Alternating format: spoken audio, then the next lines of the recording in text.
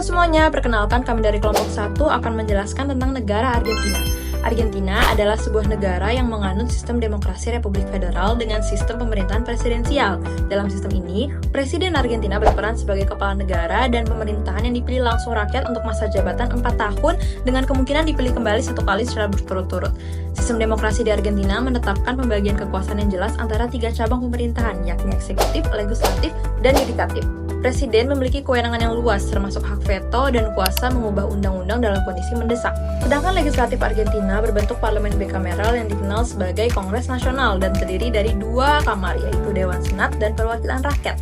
Kemudian, sistem yudikatif Argentina yang independen dari cabang eksekutif dan legislatif memposisikan Mahkamah Agung sebagai lembaga tertinggi dalam sistem peradilan. Mahkamah Agung memiliki kewenangan untuk mengawasi konstitusionalitas, undang-undang, dan tindakan pemerintah. Lalu dalam sistem kepartaian, Argentina menganut sistem multipartai dengan lebih dari 10 partai politik yang aktif. Sistem ini memungkinkan koalisi partai untuk berkompetisi dalam pemilu, mencerminkan keragaman politik di Argentina. Berdasarkan Antara News, pemilu terakhir yang dilaksanakan di negara Argentina itu dilaksanakan pada tanggal 22 Oktober tahun 2023 dengan masa periode 2023 sampai 2027. Yang dimana dengan sistem yang digunakan itu adalah calon presiden dapat langsung menang apabila meraih 45% suara atau minimal 40% ditambah keunggulan 10 poin atas pesaing terdekat. Jika belum ada pemenang, 2 kandidat teratas akan bertarung di putaran kedua pada 19 November mendatang dan pemenangnya ditentukan oleh suara terbanyak.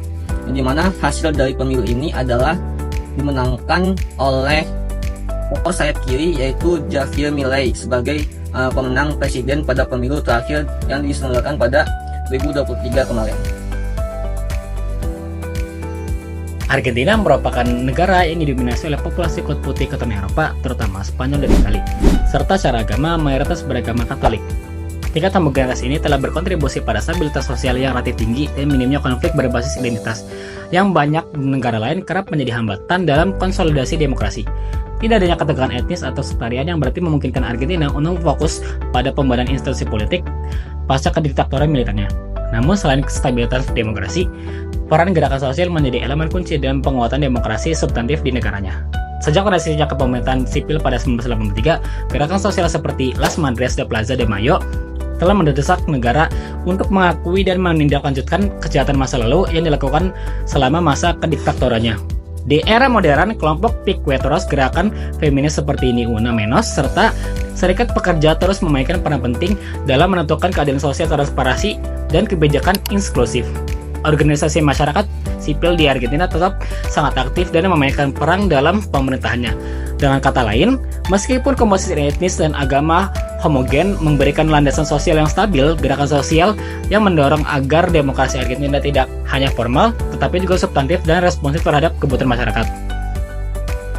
Ni Una Menos adalah sebuah gerakan feminis yang lahir di Argentina pada tahun 2015 sebagai respon terhadap meningkatnya kasus feminisida, yaitu pembunuhan terhadap perempuan karena gender dan kekerasan berbasis gender yang terus meluas di negara tersebut. Nama gerakan ini berarti tidak satupun perempuan hilang lagi dan menjadi seruan kuat untuk menolak kekerasan terhadap perempuan. Gerakan ini dipicu oleh kasus tragis pembunuhan Lucia Perez, seorang remaja yang menjadi simbol dari kegagalan negara dan media dalam menangani kekerasan terhadap perempuan. Ni Una Menos tumbuh sebagai gerakan akar rumput dengan kekuatan besar dari media sosial dan partisipasi publik yang luas. Akhirnya meliputi demonstrasi besar-besaran, pemogokan nasional perempuan, serta tuntutan hukum terhadap pelaku kekerasan. Beberapa tuntutan utama gerakan ini meliputi penghentian feminisida, akses terhadap aborsi yang legal dan aman, keadilan sosial dan ekonomi bagi perempuan, pendidikan kesetaraan gender, dan reformasi lembaga hukum yang kerap tidak berpihak pada korban. Gerakan ini kemudian meluas secara global dan menginspirasi aksi serupa di negara Amerika Latin, serta berkontribusi dalam tercapainya legalisasi aborsi di Argentina pada tahun 2020, menjadikan simbol penting dari gerakan feminis internasional. Sekian dari kelompok kami, terima kasih.